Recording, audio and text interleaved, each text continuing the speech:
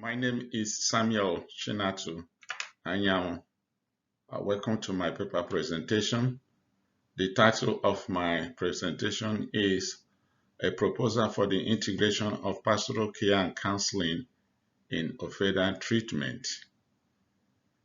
For the ease of presentation and our comprehension of this presentation, the paper is subdivided into segments, beginning with the introduction.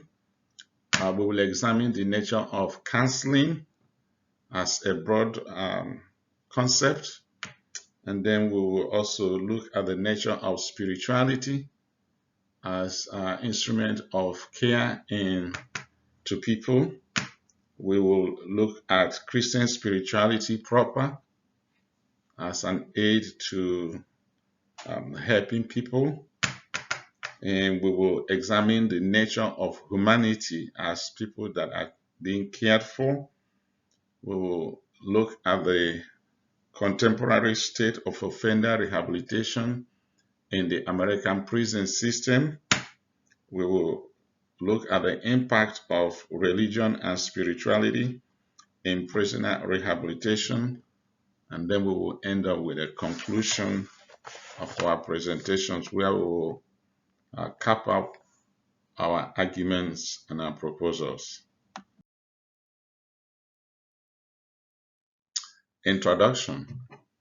In America, as well as other industrialized Western societies, a number of prisoner rehabilitation programs are administered by prison managers. Offender rehabilitation programs have undergone numerous revisions over the years. These revisions are driven by the need to cut down the rate of recidivism and therefore lower the cost of incarceration to the society at large. The changing nature of prisoner rehabilitation programs many a times reflect research outcomes on the effectiveness or the desirability of each program.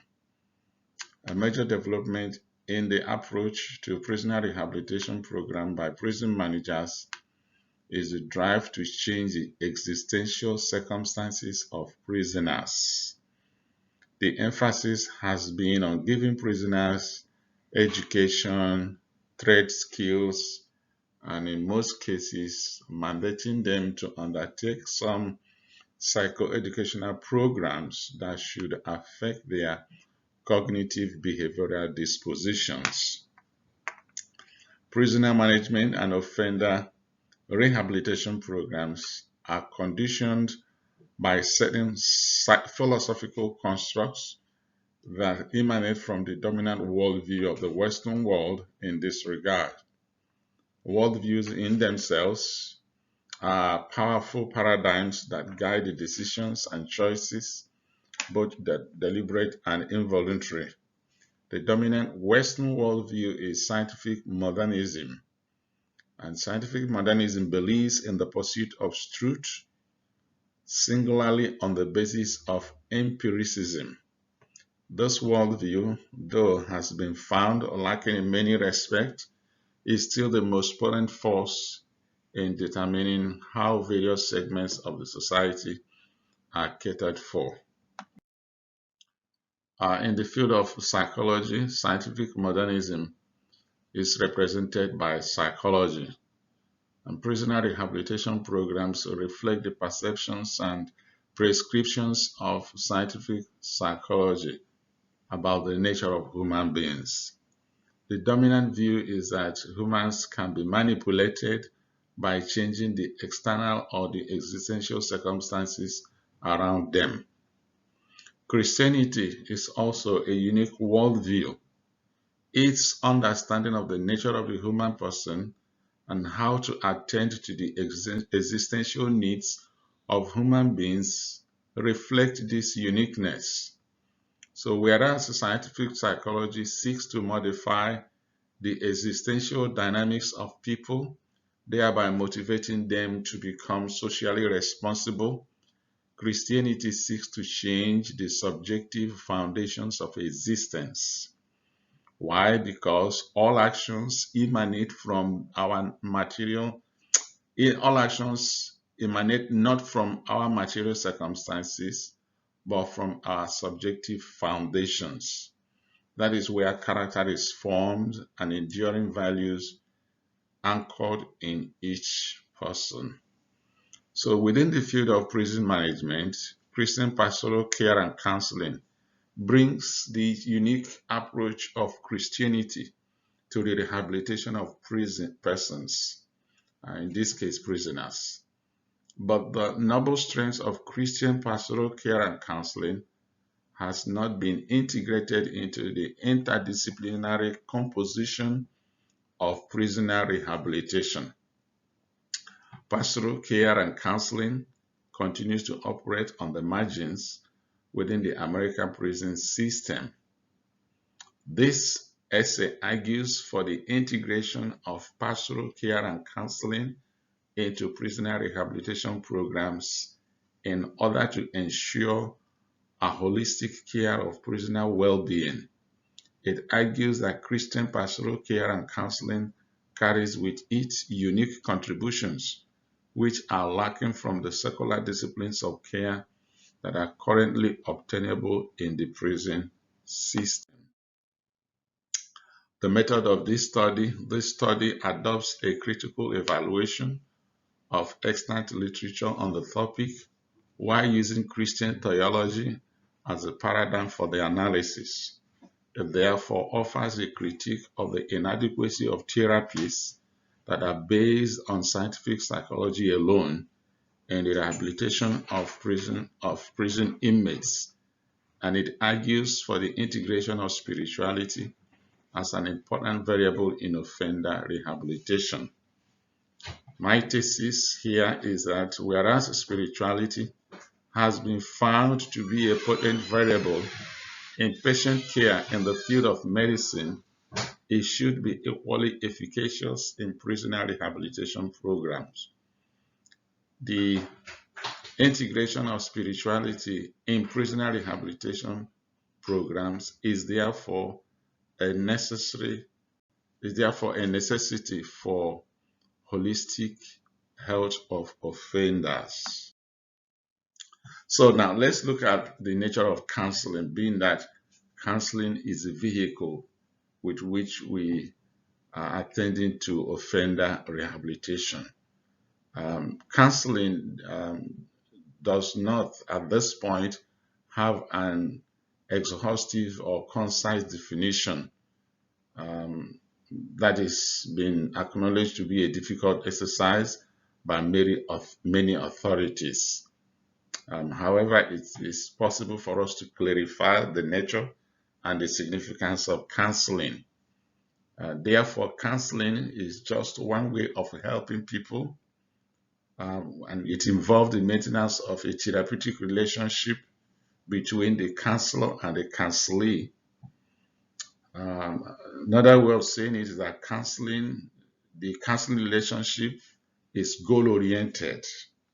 It is goal-oriented. It seeks to achieve an end.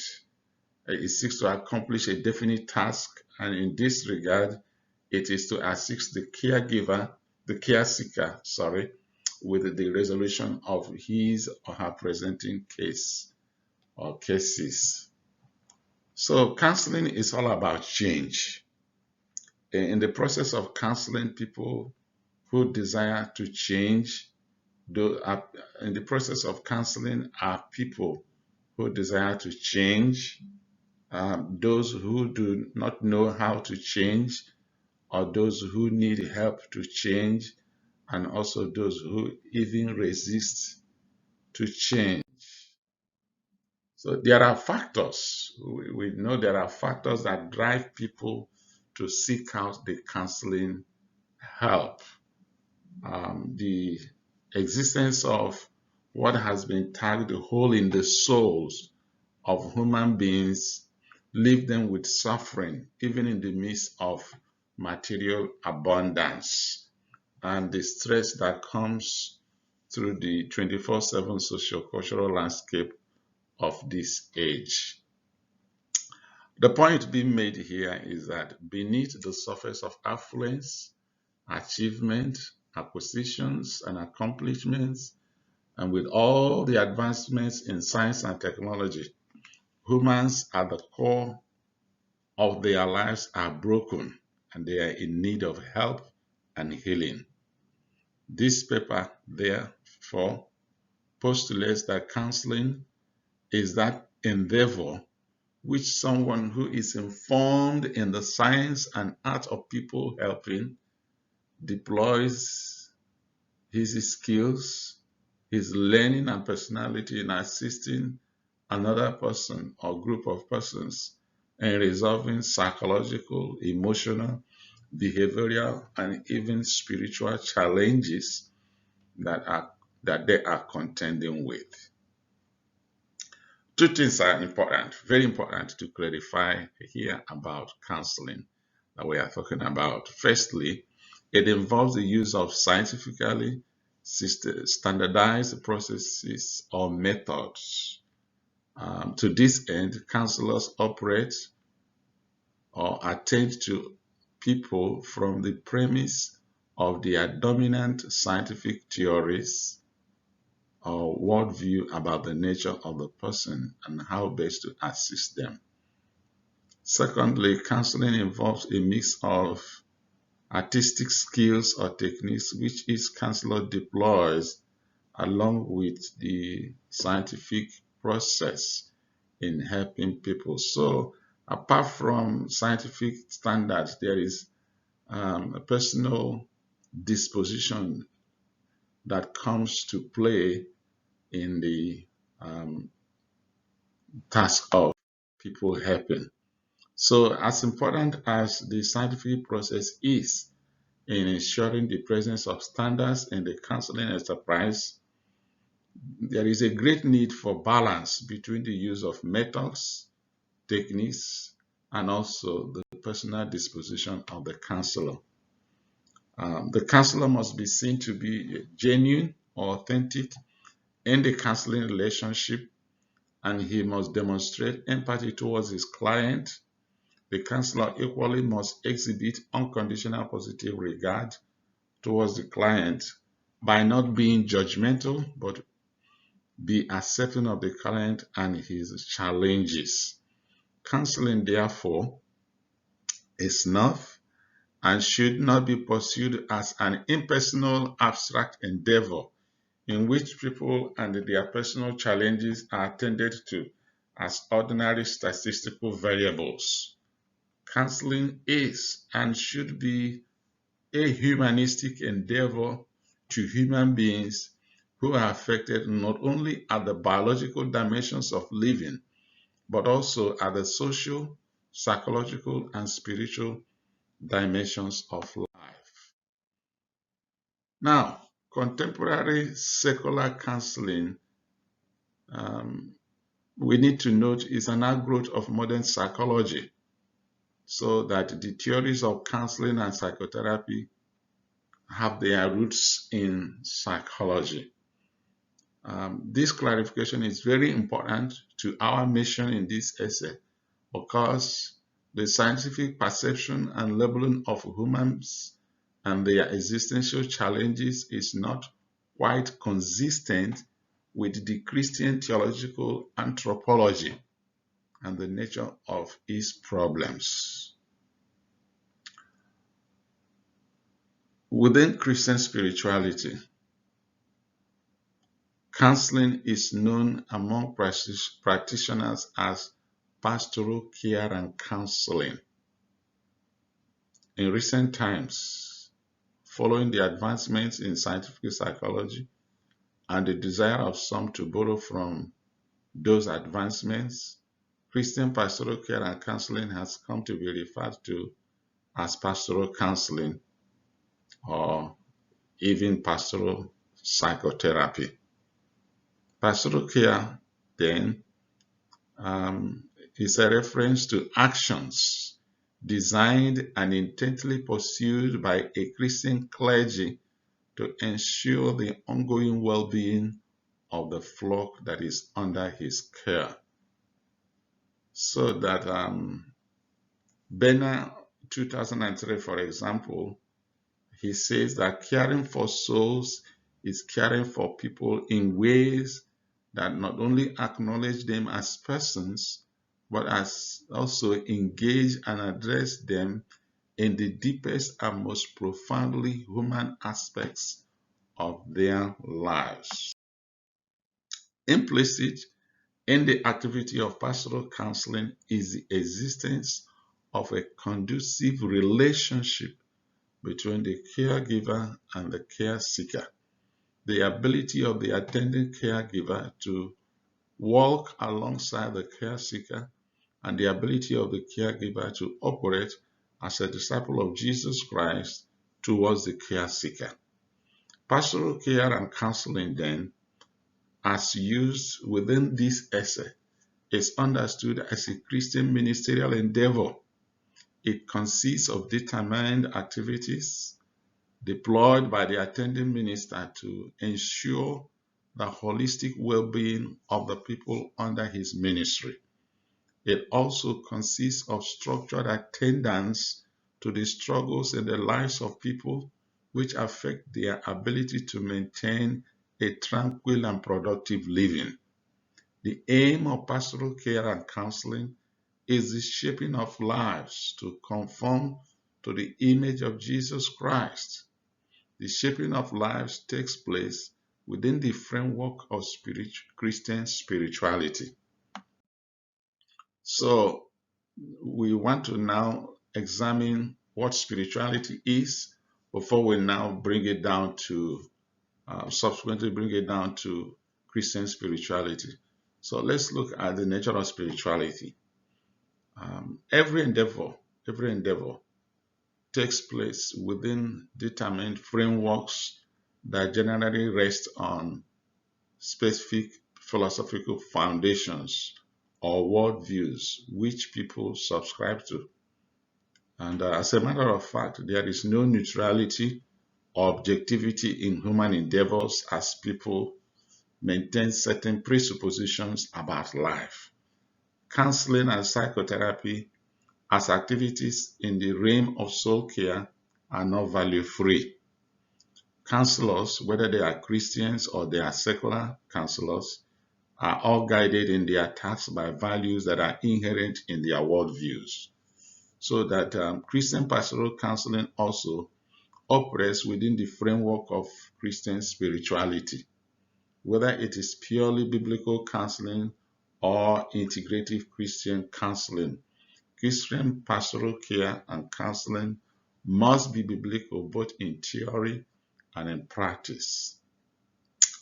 We therefore need to understand the meaning and nature of spirituality in order to appreciate the significance of Christian spirituality and the task of soul care. Generally speaking, many people take religion and spirituality as the same, while some others try to distinguish the two. From what has been postulated by various authorities, we can deduce some general characteristics of spirituality. Um, Number one, spirituality is a subjective personal conception of life and how one should relate to life and existence. Two, spirituality is both a personal and communal issue, for although people may hold their personal beliefs, yet they hold them in common with others with whom they maintain relationships. Three, while spirituality is practiced in the material world, it has transcendental dimensions. It is therefore the paradigm within which people make meaning of life and find purpose in existence. The way we relate with the self, with others, and the environment is a reflection of the fact that our spiritual references concede to transcendental realities. and seek to address questions about life's ultimate meaning.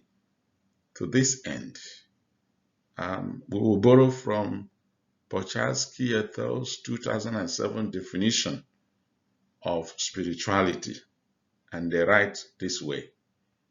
It says spirituality is the aspect of humanity that refers to the way individuals seek and express meaning and purpose, and the way they experience their connectedness to the moment, to self, to others, to nature, and to the significant or the sacred. So we can note here that spirituality at the core is at the core of people's life. It is the very essence of who we are, for the meaning, the purpose, and the direction of life emanate therefrom. But from the Christian philosophical perspective, we observe that life is loaded with energy, which is a lingering, insatiable desperation. There is therefore an inborn passion to use our energy for something, whether good or bad, productive or destructive. Spirituality then is man's response to this madness. Spirituality is ultimately what we do with that desire that is in us. The restlessness in man is the ultimate outcome of man's alienation of this self from the maker of the self. Man's quest for his true self drives him to idolatry, which is the pursuit of destructive and disastrous ends. Because we're always in a search for meaning, for purpose. So humans are able to find rest if and when their quest drives them back to God. It is in light of this madness or man's insatiable quest that we can understand the fact that spirituality can be either productive or destructive. Human beings live within the reality of human limitation, and there is restlessness in our hearts that is orchestrated by soul aches. People are also said to have sundry needs that compel them to seek out pastoral counseling. On another note, humans are reckoned to be plagued with fundamental diseases, which is an unquenchable fire that renders us incapable in this life of ever coming to peace within ourselves. And even more damning, it is said that we are captives to stifling slavery to self-interest and fear. In light of these observations and assertions about the human condition, we can deduce that spirituality is mankind's response to the contentions of life in order to make meaning of life, to find purpose in it, and to find direction out of the numerous challenges of existence. The fact is that people are in need of internal harmony within the self. They need this to maintain functional, multi-dimensional relationships, constructive cognitive behavioral dispositions in relation to the multiple existential challenges. Ultimately, we are in need of faithful and responsible use of the physical world in which we live. Important as spirituality is to thriving human existence, we have, however, earlier noted that it could be destructive if it turns out to be what has been called toxic spirituality. There is therefore the need to clarify and distinguish Christian spirituality from a plethora of other spiritualities. So, our next segment is an effort to distinguish Christian spirituality from as a distinctive spirituality from others. Christian spirituality is a foundation for both the ordinary course of living and ministry.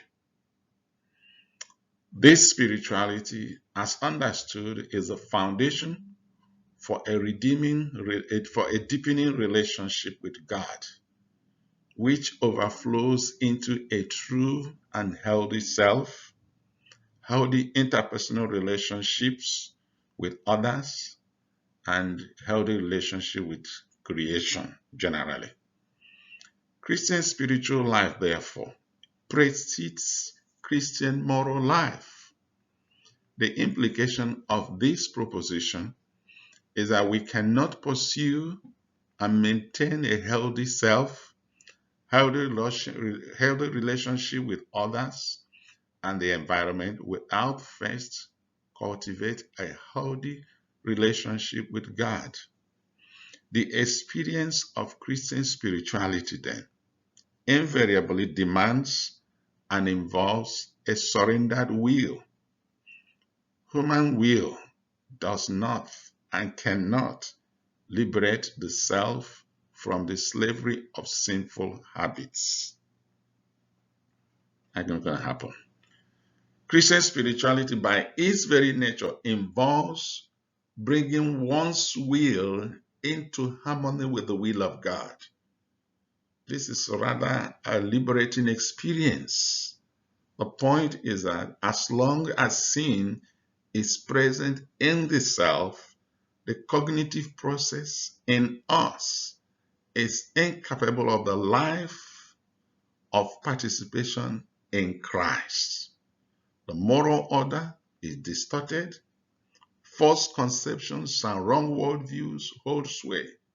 The mind of Christ is the key to freedom to abundant life.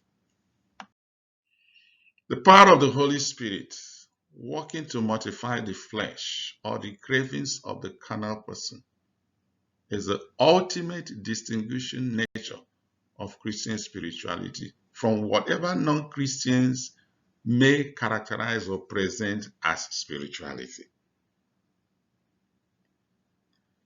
Another distinguishing feature of Christian spirituality is that it is not an abstract theoretical construct, but it expresses itself in a lived experience. It is lived as love affair between God and man. It is lived as a journey of union with God. It is a way of living beyond the self. It is a renunciation of the self. As a lived experience, Christian spirituality has defining characteristics of its lifestyle. These characteristics have been termed the disciplines of the Spirit by people like Richard Foster, Dallas Willard, and John Westerhoff. We can confidently propose then that Christian spiritual discipline is not just the way of life of a Christian caregiver or minister, but it is his sole task to communicate the same to the flock under his care. This implies a relational connection between the Christian minister as a caregiver and the people under his care. He relates with them not as an impersonal professional or what the Bible terms a hireling, but as an accountable and faithful disciple endeavoring to lead the flock to Jesus Christ as the Lord and Savior. Christian spirituality then has great therapeutic value in what it accomplishes in the lives of people who are in need. This is a theme we will take time to develop later in this essay. As a minister of Jesus Christ, the pastoral care counselor attends to people in need mindful of the basic condition of humans in the sight of God. The condition of humans does not just have biopsychosocial dimensions as has been conceptualized by the scientific process of modern psychology, but it also has a spiritual dimension. Understanding and clarifying this basic condition is therefore necessary to our present task. So let's look at the nature of humanity so that we can understand who we are trying to attend to. So earlier on in this essay, we did point out that there is no objective neutrality in the course of life. The case was made that all those who attend to the issues of life do so based on their unique worldviews with their attendant prescriptions. And one of the basic characteristics of scientific psychology is that it has a plethora of theories which seek to explain the nature of humanity. These theories can be grouped, however, according to their philosophical constructs. But before we get into grouping these psychologies, as somebody has called them, it is important to point out at the outset that the existence of a plethora of psychologies is because no one school of thought has been able to exhaustively explain the very nature of humans in psychology. No one school of thought has been. So that each psychology, therefore, is an effort to correct or augment the preceding theories.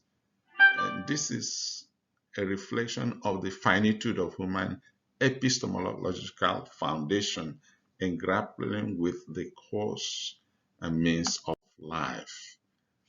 In most cases, people have been viewed as captives of their biological foundations, of which they must be heavily medicated before they can attain wholeness. In some other cases, people have been perceived as mechanically determined entities that are open to environmental conditioning and manipulation. Theories have therefore been proposed to enable this manipulation or the alteration of human environment in hope that it will affect or elicit human response to functional behavior. The Christian understanding of humanity contrasts radically with that of psychology. The Christian understanding of the nature of humanity is based on biblical teaching. Biblical narrative informs us that God made mankind in his own image and likeness. The person, therefore, is the imago Dei, or God's image bearer.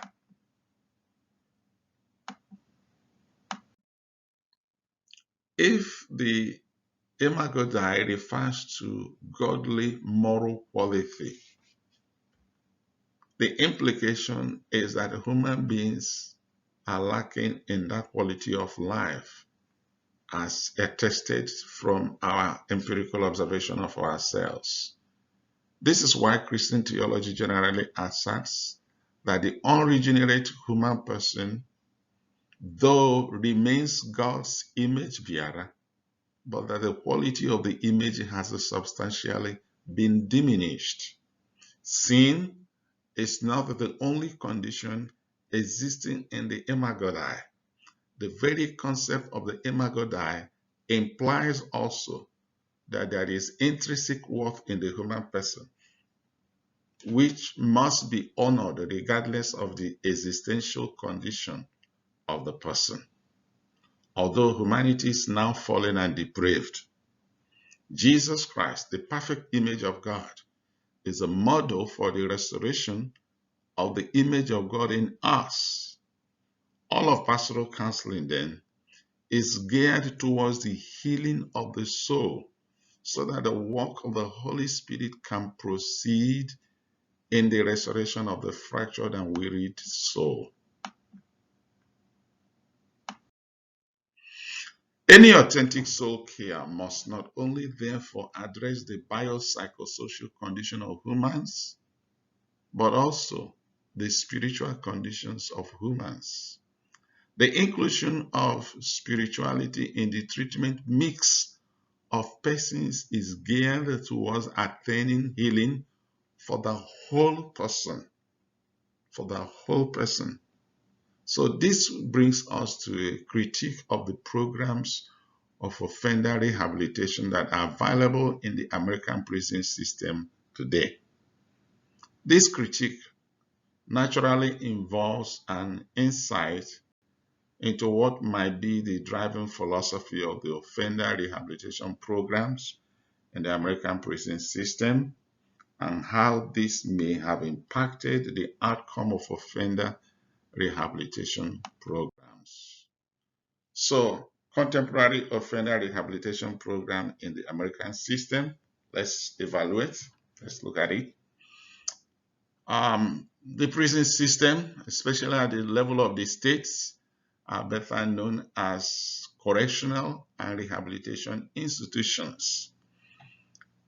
Implicit in this nomenclature is what should be the mission of these agencies with regards to the treatment of offenders under their care, the correction and or rehabilitation of offenders.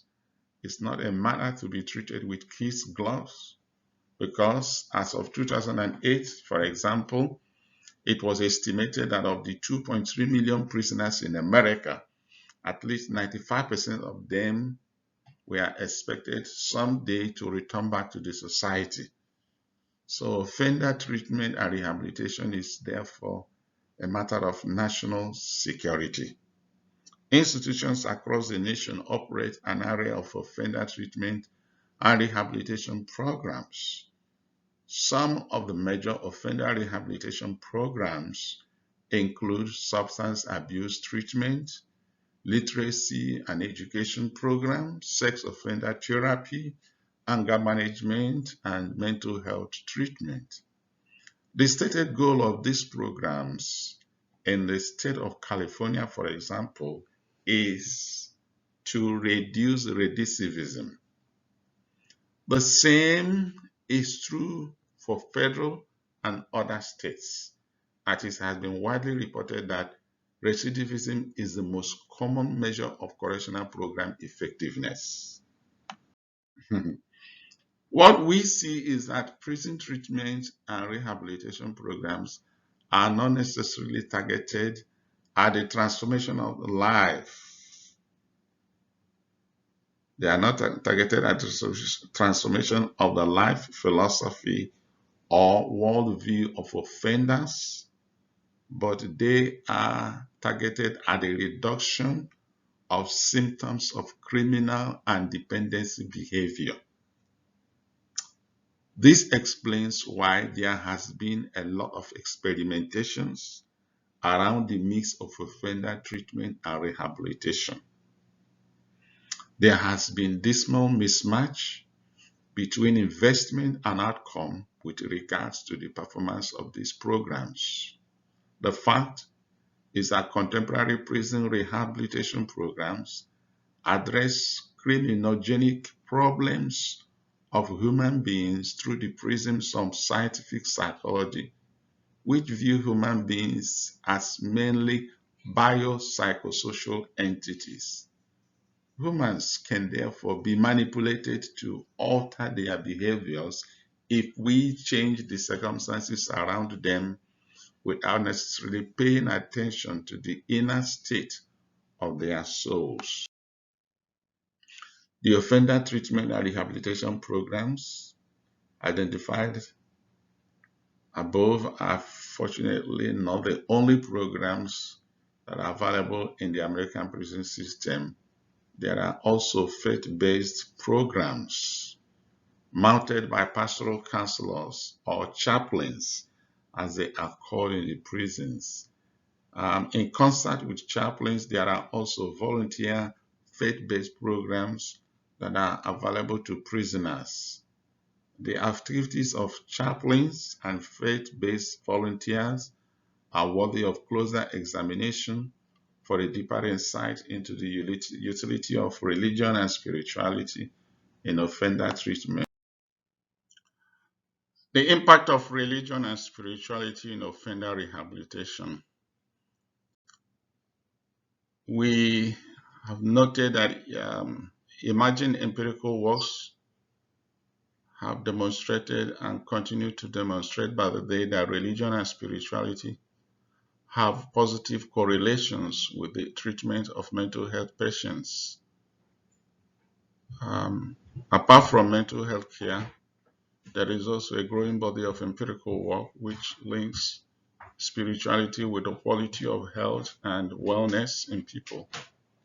Emerging research finds an abundant support for meditation, for prayer, and spirituality in orchestrating both the health and the healing of people.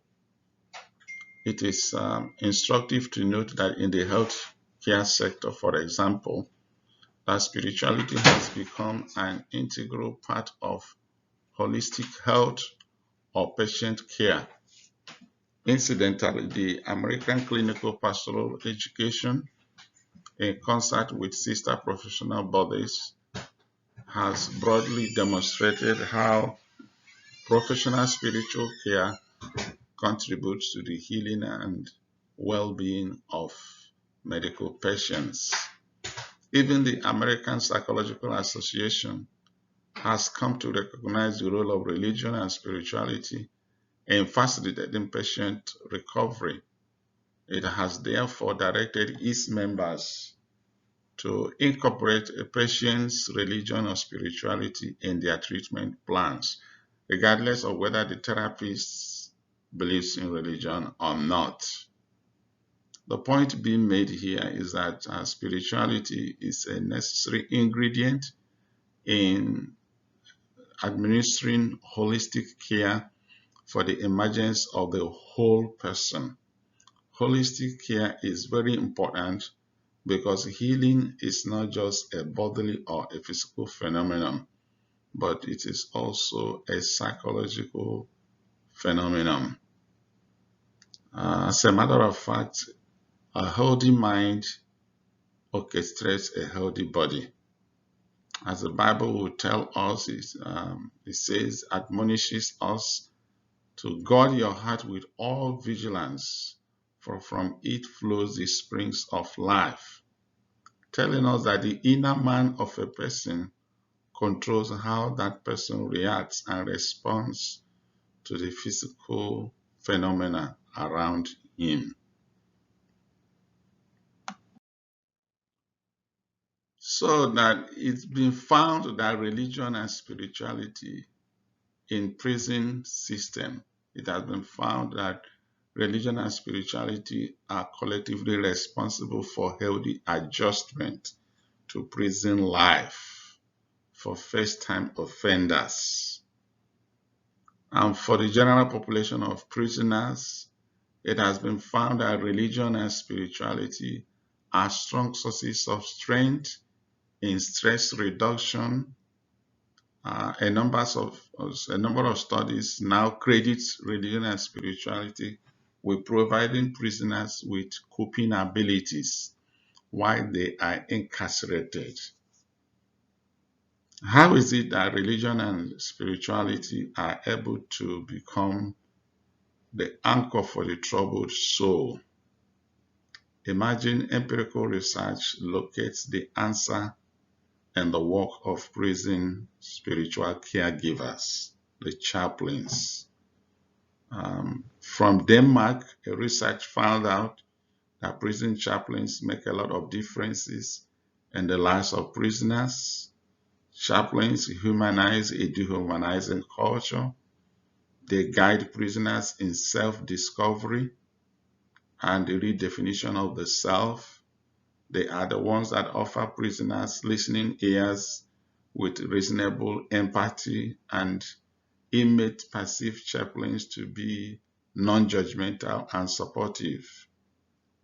It has been noted by some that the psychological phenomenon of positive communication that is embedded in religion and spiritual teachings and communication. So when a pastor or a chaplain is ministering to people, naturally what comes out is positive communication.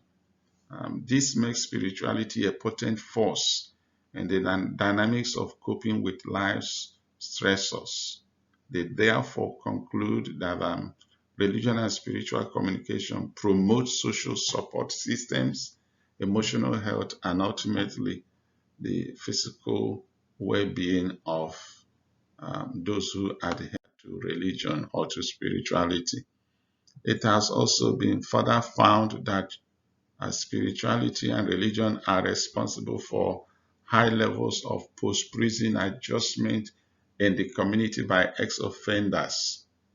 We therefore note the empirical evidence of the positive role of religion and spirituality in offender rehabilitation here.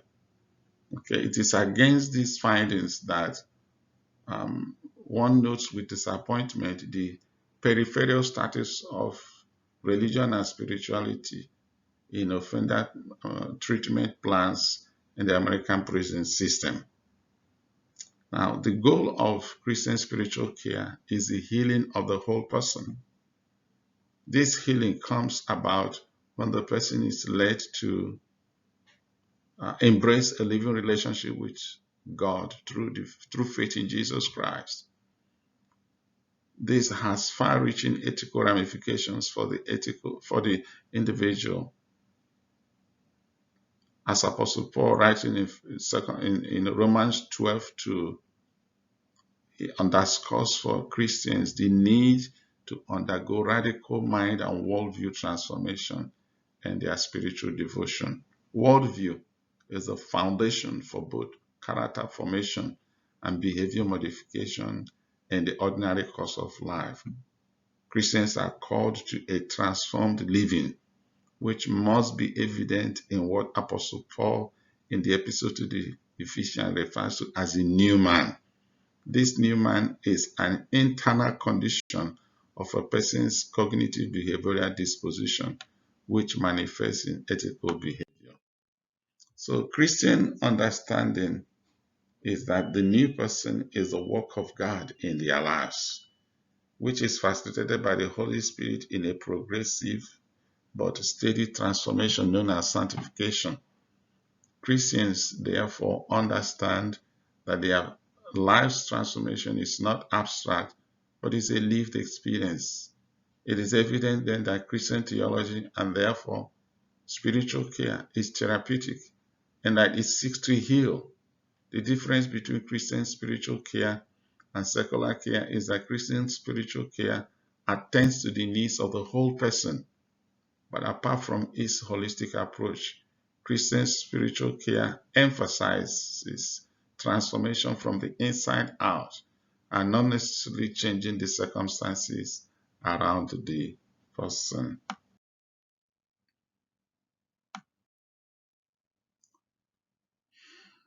Conclusion. In the course of this study, we have discovered that though there are so many scientific perceptions of the nature of the human beings, the Christian faith has its unique understanding of the nature of human beings. This understanding, though not necessarily dependent on empirical parameters, is nonetheless unarguably observable from the behavioral dispositions of people. This study has therefore argued for the integration of Christian spiritual care and counseling in the prisoner rehabilitation agenda of the American prison system. We have been able to demonstrate that even scientific psychology has come to appreciate the spiritual dimension of humans and the value of spirituality. The reality of the value of spirituality has eventually affected and positively impacted patient care in the field of medicine and psychiatry. It is therefore begging the question why spiritual care and counseling continue to operate on the margins in our prison system. This is where we draw the curtain. Thank you so much for your listening, and thank you for your faithful critique of our work. God bless you.